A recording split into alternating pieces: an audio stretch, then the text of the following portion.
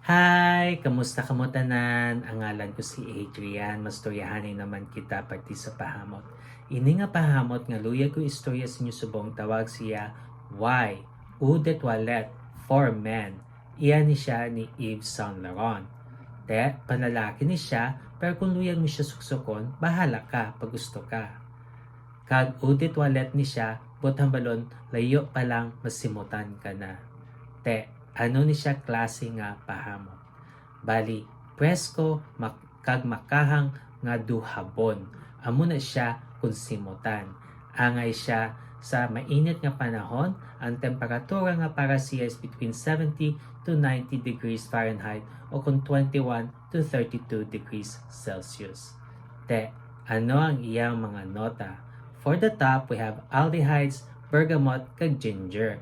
Ang aldehydes, amo na siya nga gahatag sang pagkapresko nga habon nga hamot na kag may ginger siya gapakalam sa imo nga ilong.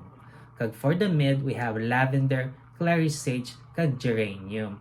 Ang lavender kahatag pagiduga nga pagkapresko, kag ang clary sage kag geranium nang berde na siya kung simutan ng herbal. Amo na siya.